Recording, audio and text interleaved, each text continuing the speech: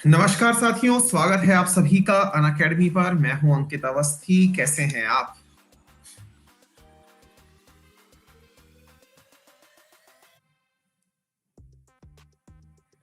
सब मस्त हैं?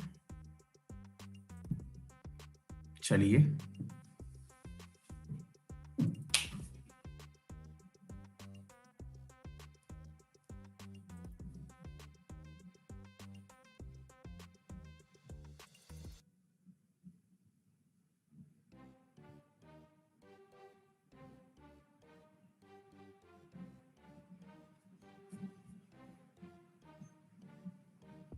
हाँ जी, बढ़िया बेटा।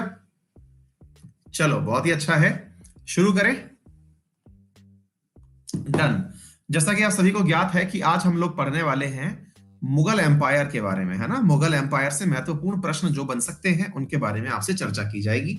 आइए एक एक करके सारी चीजों की शुरुआत करते हैं। सबसे पहले हमेशा की तरह जरूरी बातों में जानने के लिए रेफरल कोड की बात कर लें। रेफरल कोड है अंकित 10, जिसका उपयोग करके आप अनअकैडमी पर 10% डिस्काउंट प्राप्त कर सकते हैं। 10% discount on all Unacademy subscriptions. फिर चाहे आप यूपीएससी, बैंकिंग, रेलवे, एसएससी, जिस भी एग्जाम की तैयारी कर रहे हो, वहां पर आपको 10% डिस्काउंट हमारे रेफरल कोड से मिलेगा। हमारे लिए अनअकैडमी पर चल रही है एक अनअकैडमी राइज सीरीज, जिसमें कि फ्री ऑफ कॉस्ट आपको टेस्ट में एनरोल करना होता है। प्रथम 3 विजेताओं को 5,000 रुपए के गिफ्ट वाउचर्स दिए जाते हैं। आप लोगों के लिए सुबह 10:15 बजे हमारे द्वारा एक सीरीज ली जा रही है, जिसमें हमने आज आपको मई का करंट के लिए एसएससी में परसों इंपॉर्टेंट पर्सनालिटी और फिर एंशिएंट आर्किटेक्चर आपको पढ़ाया जाएगा। मेरे प्यारे साथियों, जैसा कि आप सभी जानते हैं, रोजाना 1 बजे आज जैसे चल रही है, कारण ये है कि हम ये पोर्शन आपका कंप्लीट डायनेस्टी टेन टेन शुरू हो जाएं और बताएं कि बाबर ने कब लोधी को हराया था। मुगल एम्पायर के बारे में पहला प्रश्न आपकी स्क्रीन पर जूम, बताइए जल्दी जल्दी। बहुत प्यारे प्यारे सवालों के साथ में आप लोग कर रहे हैं, बहुत ही बढ़िया। सबसे पहले बाबर ने तोप खाने का उपयोग कहां किया था? तो आंसर है इसी वाले ग्रुप में किया था। तोप खाने का उपयोग जो था वो बाबर के द्वारा इसी युद्ध में किया गया था। इब्राहिम लोदी को हराया था पानीपत पर। पानीपत का जो पहला युद्ध है, बाबर का भारत पर 5वां आक्रमण था, ठीक है ना, और उसको पहले पानीपत के युद्ध में हराया था। चलो भैया, निम्नलिखित में से किस स्थान पर बाबर की मृत्यु हुई थी? बाबर कहाँ मरे थे? बाबर जो हैं वो कहाँ मरे थे? मिर्जापुर वाले बाबर की बात नहीं हो रही है ना। बाबर कहाँ मरे थे बताइए। जहीरुद्दीन मोहम्मद बाबर पैदा हुए थे ताशकंद। ताशकंद जिसकी राजधानी है, मेरे प्यारे साथियों, देश का नाम है उज्बेकिस्तान। मुगल राज्य की स्थापना अपने यहां पर करी 1530 26 दिसंबर को आगरा में। मेरे प्यारे साथियों, बेटा वो लाइब्रेरी वाले उनके सुपुत्र हैं, ऐसे कंफ्यूज ना करिए, ठीक है ना। तो मेरे प्यारे साथियों, और इनकी इच्छा थी कि इनको चार बाग में दफनाया जाए, तो चार बाग में दफनाया गया। और 9 वर्ष बाद इनको यहां से ले जाकर के फिर काबुल में दफनाया गया था। दफनाया मतलब मर गए यही थे। पहले चार बाग में दफनाया गया, फिर वहां से उठा करके इनको ले गए भैया, उठा करके, ठीक है। कहां ले गए? तो काबुल ले गए, काबुल की यात्रा करा दी। चलिए आगे बढ़ते हैं मेरे प्यारे साथियों। अगला प्रश्न है, किस मुगल बादशाह की सीढ़ी से अचानक गिरने से मृत्यु हो गई थी? पढ़ते लिखते ही बेचारा मारा गया। ज्यादा पढ़ाई लिखाई भी ठीक नहीं है, लाइब्रेरी जा रहे थे, लुढ़क गए पांव और चल दिए। लड़खड़ाता हुआ बादशाह भी कहा जाता है इन्हें।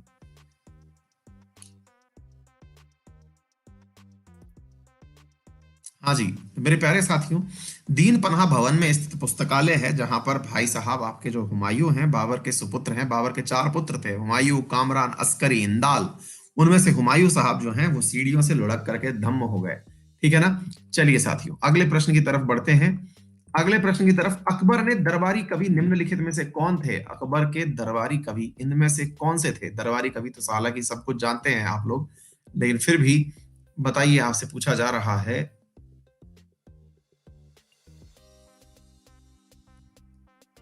ये जो शब्द है ना आपको कंफ्यूज करेगा।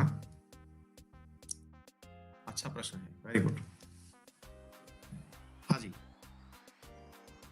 मेरे प्यारे साथियों, इनके 9 रत्न थे, आपको मालूम होगा। तो उनमें से अबुल फजल, फैजी, तानसेन। फैजी की बहुत सारी पंक्तियां हैं शायरी के अंदर, उर्दू शायरी के अंदर पढ़ते होंगे आप लोग। तानसेन, राजा बीरबल, राजा टोडरमल, राजा मान सिंह, अब्दुल रहीम खाने खाना, फकीर अजुद्दीन, मुल्ला दो प्याजा, ये इनके 9 रत्न हुआ करते थे।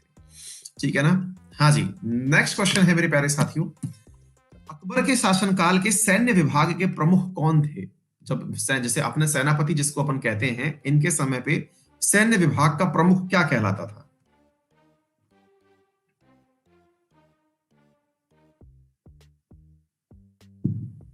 शाबाश बेटा मेघा बेटा, शाबाश।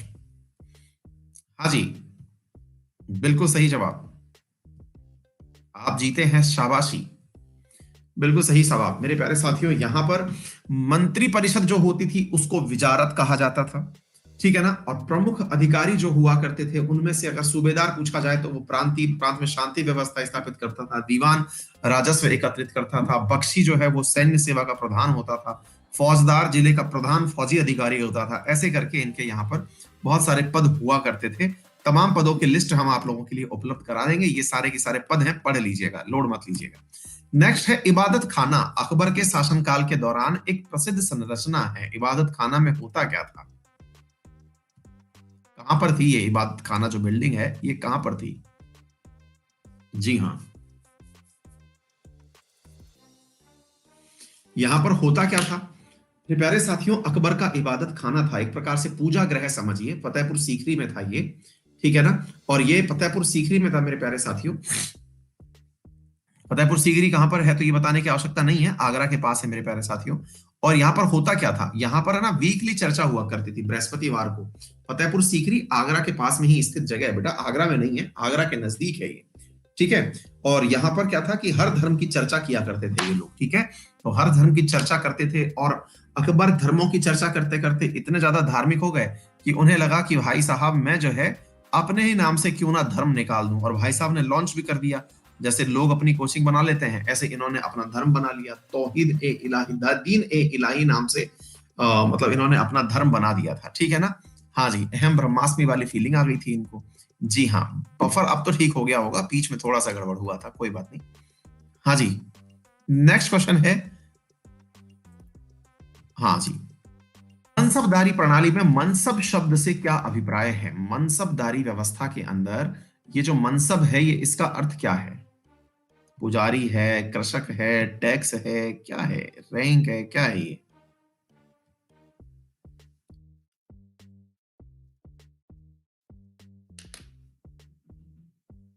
असल में मेरे प्यारे साथियों, मनसबदार और कुछ नहीं अपितु एक पद हुआ करता था। पद से मतलब हुआ कि उस व्यक्ति के पास कैपेसिटी ये होती थी कि उन्हें कितने घोड़े रखने की इजाजत है। घोड़े रखने की उनकी जो कैपेसिटी होती थी उसके आधार पर उनका मनसब निर्धारित किया जाता था, ठीक है? तो घोड़े रखने की संख्या के आधार पर मनसब जो है वो निर्धारित हुआ करता था, ठीक है? मतलब अलग अलग लोगों के लिए अलग अलग मनसब यूज में ली जाती थी। मान सिर्फ 10,000 घोड़े वाले हो गए कि 50,000 घोड़े वाले हो गए, ऐसे। नेक्स्ट प्रश्न है, औरंगजेब का पूरा नाम क्या था? औरंगजेब का पूरा नाम क्या था ये पूछा जा रहा है। हालांकि कोई इस प्रकार का प्रश्न रेयर ही पूछेगा, लेकिन फिर भी ले लीजिए आनंद ऐसे प्रश्नों का भी, क्या ही दिक्कत है।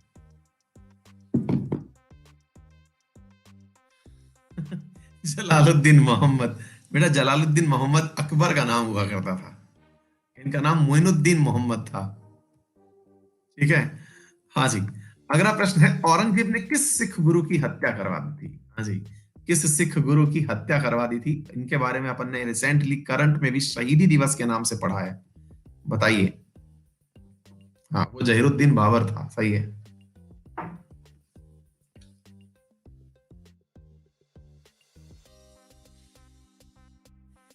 जी हाँ, ये नवे गुरु थे, गुरु तेज बहादुर, और 24 नवंबर को हमने इनके बारे में ही मतलब शहीदी दिवस के रूप में पढ़ा है, ठीक है बेटा?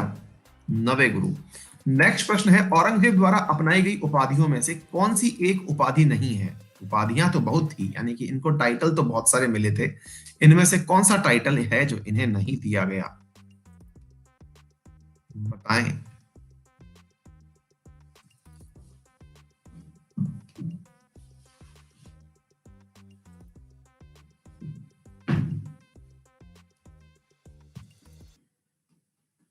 जी हाँ।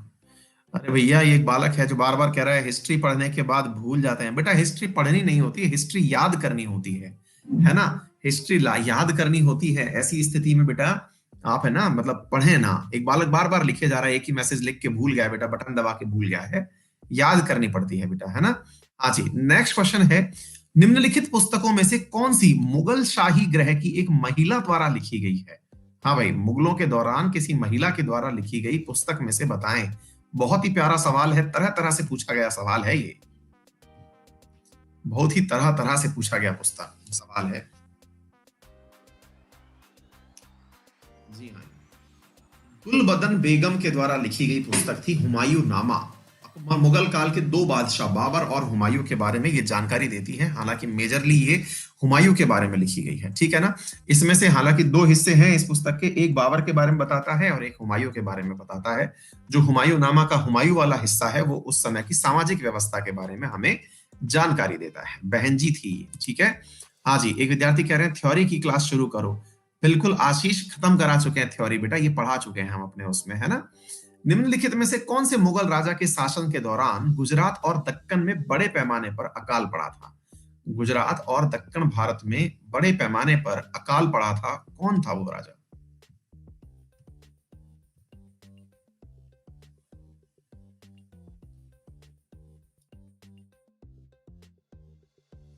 इसके बारे में चर्चा एक अंग्रेज व्यापारी हैं जिनका नाम है पीटर मुंडी, उनके द्वारा इनके बारे में चर्चा की हुई है, ठीक है ना।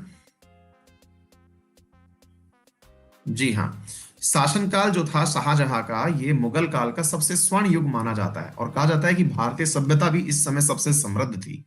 जी हाँ, ताजमहल जब बना था तो बहुत अकाल पड़ा था, ठीक है।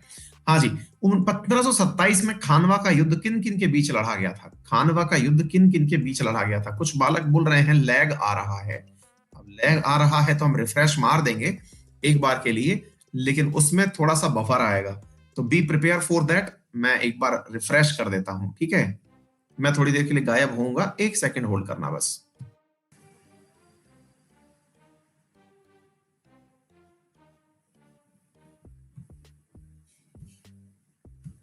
हाँ जी, ठीक है अब।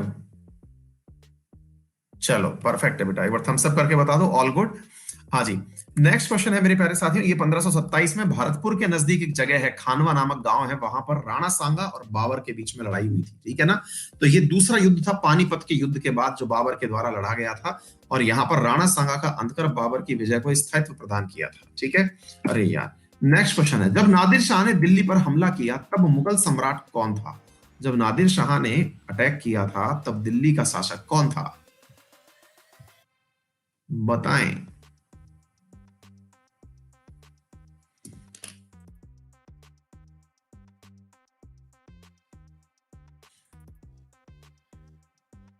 जी हाँ, मोहम्मद शाह आलम। नेक्स्ट क्वेश्चन है मेरे प्यारे साथियों, बिल्कुल कोहिनूर लेके गया था। 1540 में शेर शाह के हाथों कन्नौज में किसे हराया गया था। शेर शाह, शेर शाह, शेर शाह का असली नाम क्या था बताइए। शेर शाह का ओरिजिनल नाम क्या था।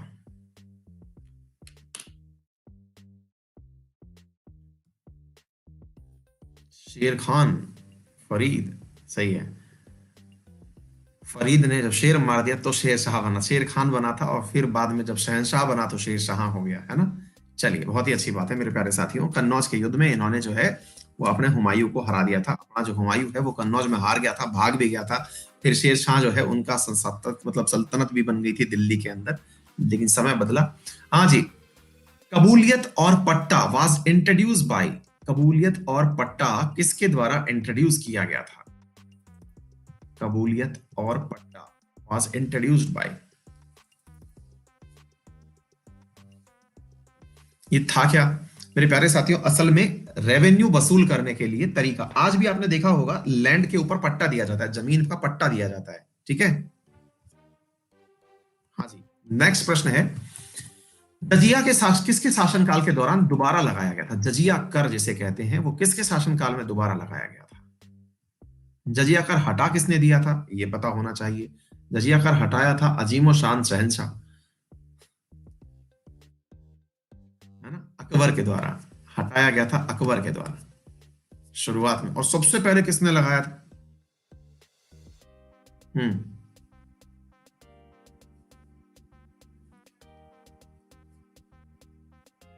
तुगलकों में लगाया गया था, फिरोज तुगलक के द्वारा। शाबाश बेटा।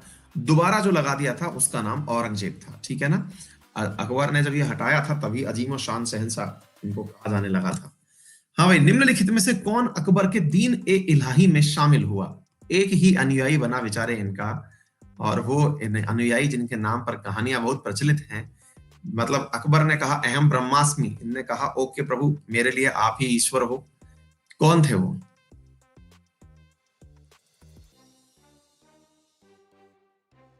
जी हाँ, होने को कहते हैं कि तीन लोगों ने धर्म स्वीकार किया था, लेकिन वास्तविकता कहते हैं कि केवल बीरबल ही था बेचारा जो लास्ट तक घिस रहा था इनको, है ना। तीन लोगों ने इनको मतलब वो किया था। और असल में क्या था कि अकबर बहुत ज्यादा ही सेक्युलर हो गए थे। उन्होंने सिख मतलब ईसाई धर्म, पारसी धर्म, इन सब विचारों को अपने धर्म के अंदर सम्मिलित किया था। अबुल फजल, बीरबल और फैजी, इनके तीन जो प्रमुख कवि वो थे, नवरत्नों में से थे, उन्होंने इनके धर्म को स्वीकार किया था। बेचारा बाद में बीरबल ही लौटा रहा था, है ना जी। हाँ जी। पंजाब पर बाबर का पहला हमला कब हुआ था? पंजाब पर बाबर का पहला हमला कब हुआ था? पंजाब पर बाबर का पहला हमला कब हुआ था? आयशा, सुन लिया बेटा, थैंक यू बेटा, थैंक यू। जी हाँ, मेरे प्यारे साथी, जहीरुद्दीन बाबर ने पहली बार पंजाब पर आक्रमण काबुल के शासक रहते हुए किया था 1519 में, ठीक है ना। और अपने यहाँ पर पंजाब को जीत करके और वापस सौंप करके लौट भी गया था। और किसको सौंपा था? एक हिंदू बेग को सौंपा था और काबुल वापस लौट आया था, ठीक है।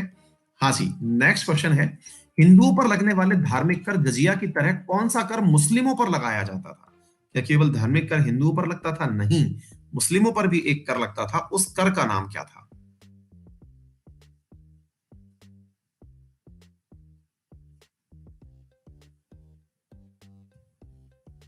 जी हाँ, ये असल में धार्मिक टैक्स था, ये फर्ज के रूप में शामिल किया गया था, ठीक है ना। जकात कहते थे इसे। नेक्स्ट क्वेश्चन है, मराठा व अफगानों को मनसबदारी प्रथा में शामिल करने वाला पहला मुगल शासक कौन था? यानी कि उन्हें भी अपना मनसबदार बनाने वाला पहला शासक कौन था? अनारकली, जल्दी से जवाब।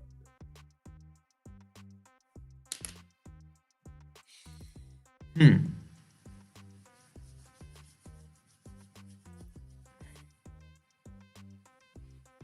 नहीं पहचाने, कोई बात नहीं वाला। सलीम, ये सलीम था, सलीम। अनारकली हिंट, लेकिन बालक पहचाने नहीं, क्या करें। हाँ जी, नेक्स्ट क्वेश्चन, मुबैयान नामक पद्य शैली के जन्मदाता बाबर ने अपनी आत्मकथा किस भाषा में लिखी है? In which language did Babur, the creator of poem style named Mubaiyan, write his autobiography Tuzuk e Baburi? किस उसमें लिखी है, बताएं। पद्य शैली, गद्य और पद्य, ये राइटिंग का प्रकार होता है। जब ले बैठे तो पद्य और ले ना बैठे तो गद्य। मुगल काल की राजभाषा फारसी थी। बाबर ने अपनी आत्मकथा तुजुक ए बाबरी तुर्की भाषा में लिखी थी, ठीक है ना। हाँ, थोड़ा सा डेप्थ हो सकता है पर कोई बात नहीं। हाँ जी, मुगल काल का जो संस्थापक बाबर था वो तैमूर लंग के वंशज था, तैमूर लंग, ठीक है ना। और मुगल जो शब्द है वो मंगोल से बना है। और मुगल शासक जो है वो, मुगल जो शासक है वो चंगेज खान से भी ये संबंधित रहते हैं। इस चीज को आप अतिरिक्त रूप से जान सकते हैं। और बहुत सारी भाषाएं मिलकर के उर्दू भाषा बनी थी, उर्दू थी नहीं। उर्दू का जो जन्म है ना वो इंडिया में ही हुआ है, तो ये मत समझिएगा कि उर्दू कहीं और से आई थी, ठीक है ना। ऐसा कहते हैं कि उर्दू उस समय के जो मुगल काल के जो सैनिक आते थे उनके क्या बोलते हैं यार उसको, जहां सैनिक आराम करते थे ना, वहां से पनपी हुई भाषा है। हाँ जी, नेक्स्ट क्वेश्चन है, बाबर को भारत पर आक्रमण करने के लिए आमंत्रित करने वालों में कौन शामिल नहीं था? बाबर को कहा कि भैया आइए और अटैक अटैक करिए, तो उनमें से कौन शामिल नहीं था, ये पूछा जा रहा है। हाँ, उर्दू मतलब अपने यहाँ की, कहते हैं ना कि उर्दू के बारे में ऐसा कहा जाता है कि अरे यार उस शब्द को कुछ बोलते हैं जहाँ पे सैनिक आकर के विश्राम करता है, उस जगह को क्या बोलते हैं यार, मैं शब्द को याद नहीं कर पा रहा हूँ। मतलब एक तो युद्ध काल होता है, एक पीछे जाकर के सैनिक जहाँ रेस्ट करता है वहां पर, मतलब अस्तबल की भाषा थी। हाँ, अस्तबल, आराम गाह, छावनी, छावनी छावनी छावनी, जहाँ सैनिक छावनी होती थी ना, तो वहां पर इंडियन एरिया में आकर के ये लोग जो भाषा सीखे वो उर्दू बनी। बस ये है बात। हाँ जी। नेक्स्ट क्वेश्चन है, अस्तबल में तो घोड़े बनते थे यार। शासक बनने के बाद 12 अध्यादेश जारी करने वाला मुगल शासक कौन था? भाई साहब उस समय भी हुआ करते थे वो क्या कहते हैं आपके अध्यादेश, आर्टिकल 1 to 3, ऑर्डिनेंसेस।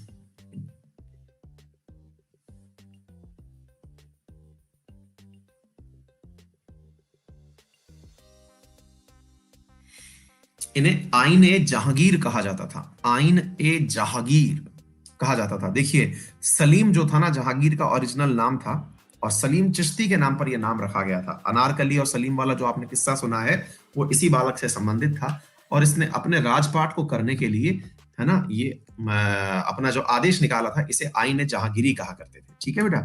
हाँ जी। किस युद्ध में, अच्छा एक बालक हिमांशु है कह रहे हैं कि नहीं सुना। बालक अभी तुम अभी छोटे हो, समझ जाओगे, अनारकली आई नहीं है अभी। In which was Babur gave the slogan of जिहाद।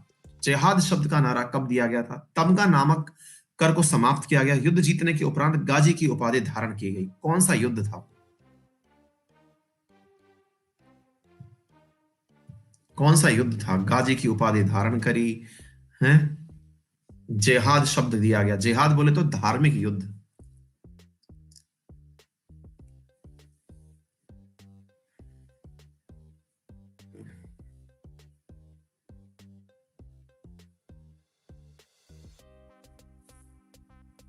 जी हाँ। खानवा के युद्ध में जब बाबर ने राणा सांगा को हराया था, तो उसने लोगों को एकत्रित करने के लिए जिहाद शब्द का उपयोग किया था। जिहाद शब्द का उपयोग यानी कि धर्म के आधार पर एक हो जाओ, ऐसा कहकर के बाबर ने इस युद्ध के अंदर लोगों के बीच में उत्साह भरा था। ठीक है ना। असल में क्या था कि राणा सांगा और महमूद लोधी एक हो गए थे। ऐसा सुनकर के बाबर की हालत खराब हो गई। अब महमूद लोधी था, वो भी मुस्लिम था, तो उनके सैनिकों को अपने पक्ष में कैसे किया जाए, तो इसने जिहाद शब्द दिया। और जिहाद शब्द देने से दूसरी तरफ के जो सेना है, उनका मकसद था वो डाउन हो गया, और ये इस युद्ध को जीतने में काबिल हो गया। एक कर लगता था शराब पीने के ऊपर पाबंदी, ताकि लोगों को लगे कि हाँ, मुस्लिमों का असली मसीहा यही है, ताकि लोगों का साइकोलॉजिकल फैक्टर जो है ना, वो ये जीत सके। किसके शासनकाल के दौरान मुगल चित्रकला अपने चरम बिंदु पर थी? यानी कि मुगल चित्रकला का सबसे गोल्डन पीरियड। फिर से वही बात, आप मूवी देखिएगा मेरे प्यारे साथियों, बढ़िया मूवी है। नाम क्या है उसका, हम भूल गए हम। अनारकली वाली मूवी है, अनारकली तो याद है, क्या नाम है यार उसका? मुगले आजम। हम्म। मुगले आजम में सलीम को दिखाया ही गया है पेंटिंग करते हुए। तो जहांगीर जो था वो सलीम ही था अपना, और भैया वो बहुत बढ़िया पेंटर था। ये बहुत बढ़िया आर्किटेक्ट का चाहने वाले थे भैया, जब तो इन्होंने क्या बना दिया था, अपना जो ताजमहल है वो बना दिया था। चलिए, निम्नलिखित में से कौन सा मुगल शासक शराब का सेवन नहीं करता था? शराब का सेवन कौन सा शासक था जो नहीं करता था? शराब हराम है ये तो पता था, लेकिन शासक लोग किया करते थे। लेकिन जिसने बहुत ही सख्ती से सारे नियमों का पालन किया, वो था नन अदर देन औरंगजेब, जिन्हें जिंदा पीर भी कहा करते थे। शाबाश, बिल्कुल सही। जी हाँ। नेक्स्ट क्वेश्चन है मेरे प्यारे साथियों, औरंगजेब ने अपने पिता को किस किले में नजरबंद कर दिया था, जहां वर्षों बाद नजरबंदी की हालत में ही शाहजहां की मृत्यु हो गई थी?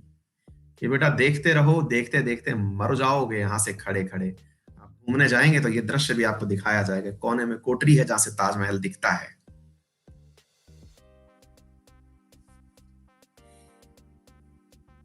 8 साल तक अपने पिताजी को इन्होंने कैद कर लिया था। संस्कार मिसिंग थे इस बालक के। हम्म।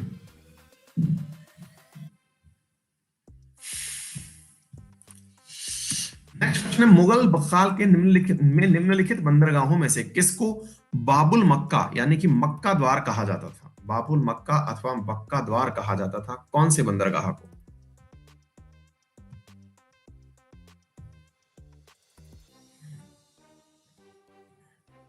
हाँ, पैसे खत्म कर दिए थे बाबूजी ने महल बनाने के चक्कर में, तो ये नाराज हो गया। एक विद्यार्थी पूछ रहे हैं पिंकू पिंकू, बेटा पिंकू पिंकू हमने इसको प्लस में पढ़ाया है डिटेल में। हाँ। नेक्स्ट क्वेश्चन है, अकबर के शासनकाल में भू राजस्व सुधारों के लिए कौन उत्तरदायी था? भू राजस्व सुधारों के लिए कौन उत्तरदायी था?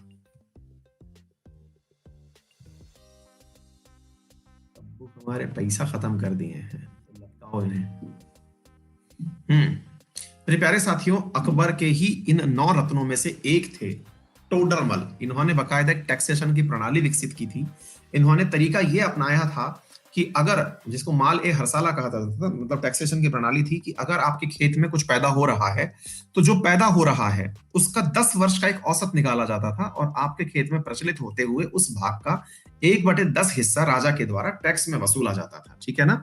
इसे माल ए हरसाला कहा जाता था, माल ए हरसाला। ठीक है। हाँ जी, ये बहुत ही अच्छा है, मतलब बहुत ही इंपॉर्टेंट प्रश्न है। आईने दहसाला टोडरमल बंदोबस्त कहते हैं। बहुत परीक्षाओं में ये पूछा जा चुका है और टैक्सेशन का मतलब इतिहास में सबसे बड़ा वो माना जाता है ये। रामचरितमानस के लेखक तुलसीदास किसके शासनकाल से संबंधित हैं?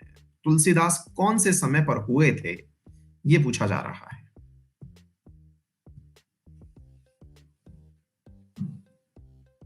जी हाँ,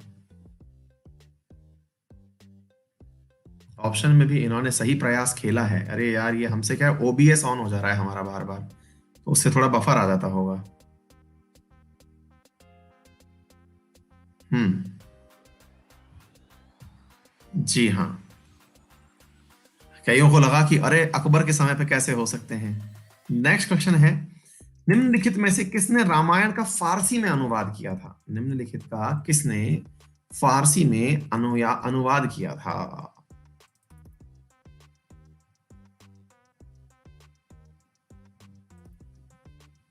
हम्म,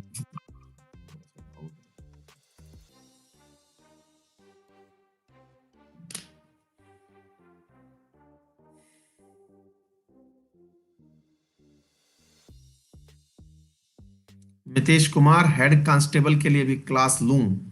यार ये कहां पर है एग्जाम और कौन सा है, थोड़ा बता दो यार, हमें आइडिया नहीं है।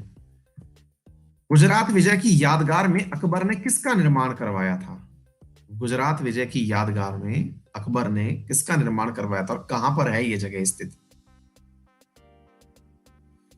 शान सिंह राजपूत पूछ रहे हैं, गुरु जी कब पढ़ाओगे हिस्ट्री? गुरु पढ़ा चुके हैं, पेड कोर्सेज में ये खत्म हो चुका है, अभी मॉडर्न हिस्ट्री चल रहा है। ये सब चीज पढ़ा चुके हैं।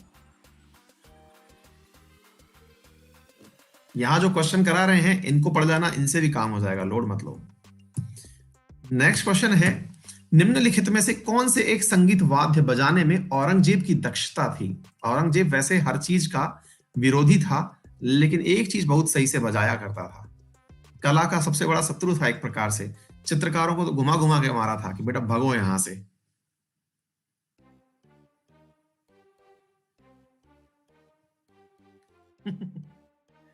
इधर करें, गिटार बजाता था वो। बचना है हसीनों लो मैं आ गया। हाँ, ऐसा करता था वो। सही है। हाँ जी। नेक्स्ट क्वेश्चन है, निम्नलिखित में से किस मुगल सम्राट ने तंबाकू के उपयोग को प्रतिबंधित कर दिया था? बोले फिर तो सर एक ही आदमी रहा होगा जो ऐसा कर दिया होगा, है ना? और उसका ऑप्शन देख करके मैं कंफर्म हूं कि आप उसी का आंसर भरोगे।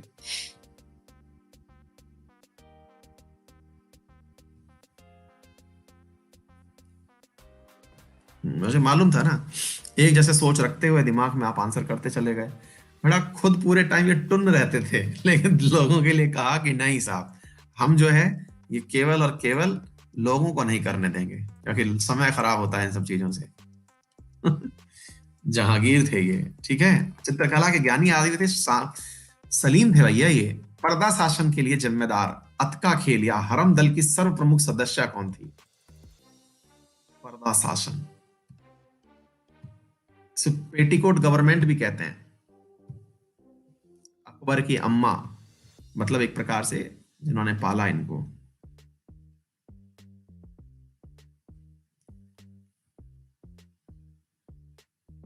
हम्म।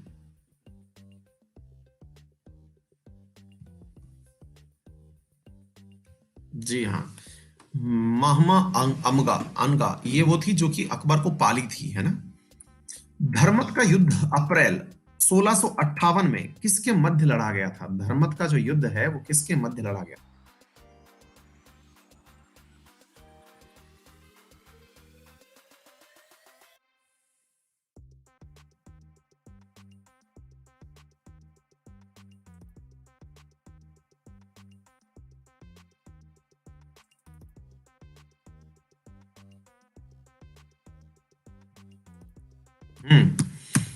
मुगल वंश का अंतिम शासक कौन था? मुगल वंश का अंतिम शासक कौन था, जिनको बेचारों को जबरदस्ती जो है लोग जो है वो नेता बना दिए थे 1857 की क्रांति में, कि आप ही हैं हमारे नेता।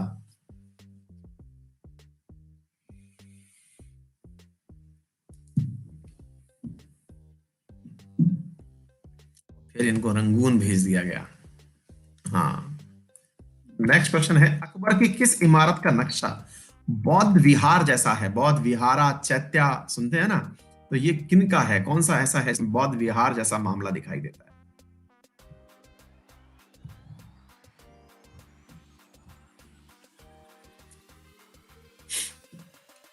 फतेहपुर सीकरी में ही है ये जगह। जी हाँ, पंचमहल के नाम से जानी जाती है। अंशिका नेक्स्ट वीक से है।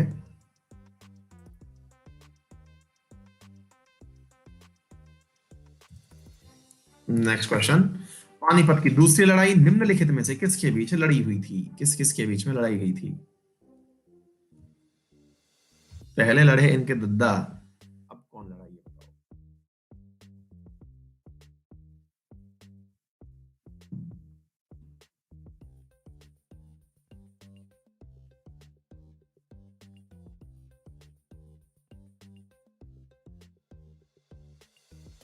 बैरम खान ही थे लड़ने वाले, अकबर तो बेचारे 13 साल के कुल थे।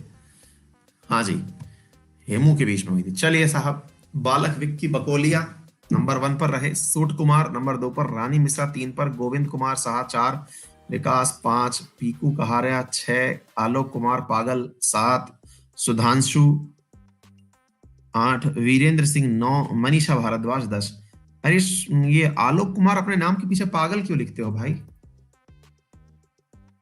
हाँ, देखिए इस पेपर के अंदर जिन भी विद्यार्थियों ने आउट ऑफ 40 25 भी करेक्ट की हैं, उनको मुगल काल पढ़ने की दोबारा जरूरत नहीं है, पर्याप्त है उतना ही। ठीक है,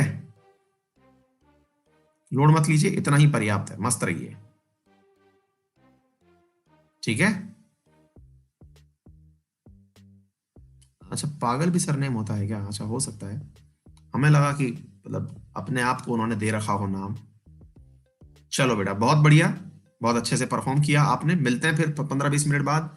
अब आपका एक टेस्ट लिया जाएगा, लेकिन थोड़ा अच्छा वाला, है ना?